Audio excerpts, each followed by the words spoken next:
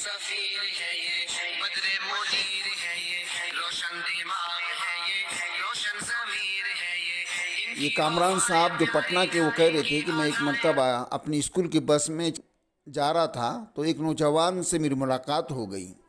اس ملاقات نے مجھے اس اندر تک کے جھنجھوڑ کر رکھ دیا، کیونکہ وہ کہتے ہیں کہ میرے ہاتھ میں اردو کا اخبار تھا۔ اس نوجوان نے مسکراتے ہوئے مجھ سے وہ اخبار مانگا۔ میں نے کہا کہ بھائی معاف کیجئے، میرے پاس اردو کا اخبار ہے۔ تو اس نے مسکراتے ہوئے کہا کہ کوئی بات نہیں، میں تھوڑی بہت اردو پڑھ لیتا ہوں۔ وہ کہہ رہے کہ شاید مجھے یہ لگا کہ یہ نوجوان مسلمان ہیں، کیونکہ یو پی بہار میں بہت سارے مسلمان نوجوان بھی اردو پڑھنا جانتے ہیں۔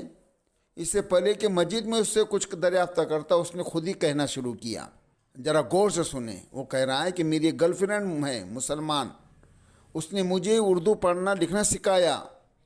تو کہتے کہ مجھے اس کے بات پر بڑی حیرانی ہوئی۔ البتہ میں نے اس سے اور زیادہ بات کرنا چاہا۔ میں نے پوچھا کہ آپ غیر مسلم ہیں؟ یعنی اس نے وہ لفظ استعمال کیا۔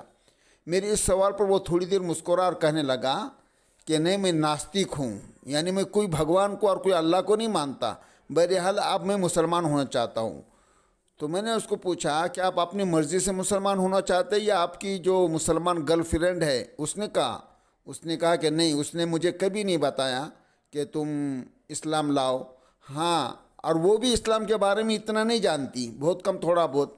اب وہ جوان خود ہی اپنے بارے میں تفصیل بتانے لگا۔ اس نے بتایا کہ میں کانپور کا رہنے والا ہوں اور کسی دوست کی شادی میں بہار جا رہا ہوں۔ وہ نوجوان کہہ رہے کہ دیکھنے میں کچھ پڑھا لکھا نہیں لگ رہا تھا، لیکن اس کے باتوں میں سنجیدگی تھی، ٹھہرا ہوا تھا۔ اس نے بتایا کہ وہ اسلام کے متعلق جاننا چاہتا ہے، لیکن اس خوف سے اس بات کو چھپا رہا ہے اپنے گھر والوں سے، اپنی سماج سے، کہ وہ مجھے جینے نہیں دیں گے، تکلیف دیں گے۔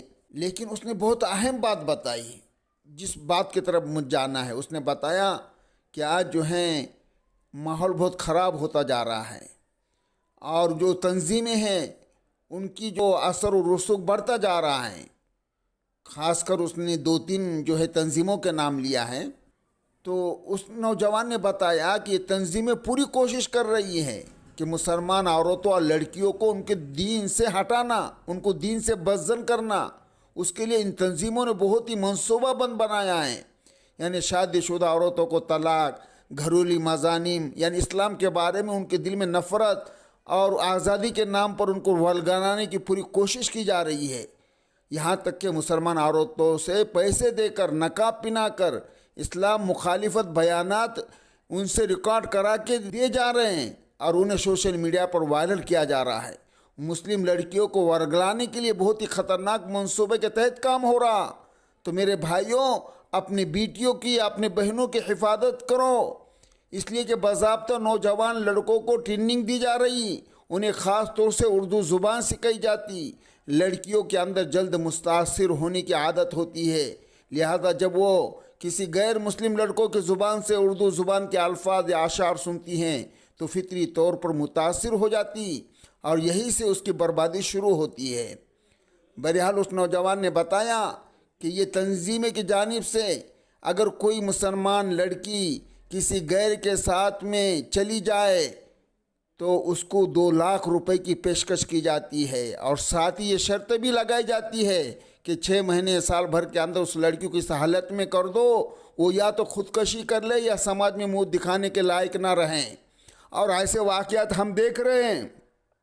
تو اس نوجوان کے اندر یہ جو چیزیں تھیں، وہ کہہ رہے ہیں کہ مجھے اندر تک کہ ان کی باتوں نے ہلا دیا۔ میں نے اپنے حوصلے کو مضبوطی یہ کر تھوڑے سی مصنوعی مسکراہٹ کے ساتھ اس سے سوال کیا کہ آپ کے پاس ایک اچھا موقع ہے، آپ 2 لاکھ روپے کی پیشکش کیوں ٹھکرا رہے ہیں؟ تو میرے اس سوال پر وہ انتہائی سنجیدہ ہوا، کہنے لگا بھائی جان، ظلم چاہے کوئی بھی کرے، غیر مسلم کرے یا مسلمان، ظلم ہی ہوتا ہے۔ اوپر والا ظلم کو کبھی معاف نہیں کرتا۔ اس نوجوان کی منزل آ گئی، اس نے آداب اور سلام کر کے نیچے اتر گیا۔ لیکن میں یہ سوچ رہا ہوں، کامران صاحب کہہ رہے کہ میں یہ سوچ رہا ہوں کہ ہماری بہنوں کے اندر قوت ایمانی ہے کہ وہ ان ظالموں کی آنکھوں میں آنکھ ڈال کر بات کر سکیں؟ کیا مسلم لڑکیوں کی تربیت کا ہمارے پاس ایسا کوئی انتظام ہے؟ کوئی انہیں گمراہ نہ کر سکے؟ کیا ہماری بہنوں کو اتنی دین کی معلومات ہے تو مجھے تو نہیں لگتا جس نوجوان سے میری ملاقات ہوئی اس کی باتوں میں کتنی سچائی تھی. ممکن ہے کہ وہ خود بھی کسی منصوبے کے تحت کام کرتا ہو، لیکن اس کی باتوں نے ہم کو یہ سوچنے پر مجبور کر دیا کہ گھر سے باہر اسکول، کالجز، یونیورسٹی میں ہماری بہنیں محفوظ ہیں.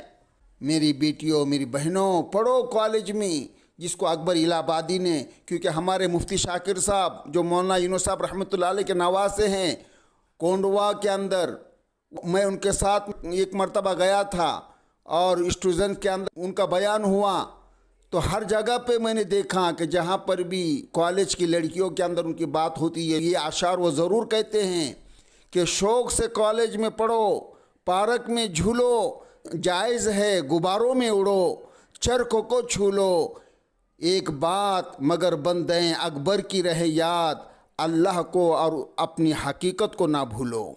تو مسلم بیٹیوں، آپ سے درخواست ہے کہ اسکول، کالج، یونیورسٹی میں جانا، تعلیم حاصل کرنا، موبائل انٹرنیٹ سے فائدہ اٹھانا، مگر کبھی ایسا قدم نہ اٹھانا کہ تمہارے اس قدم سے تمہارے باپ کو اور اپنے بھائی کو محلے کی مسجد میں جانے سے شرم آئے.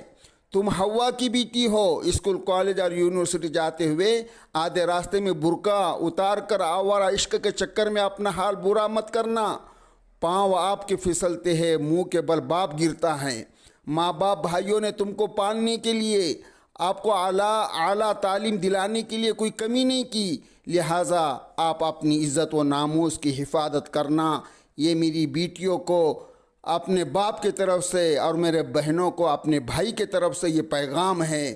چاروں طرف ہے کیچڑ، چلنا ذرا سنبھل کر، لوٹ جائے نہ عصمت جذبات سے پھسل کر.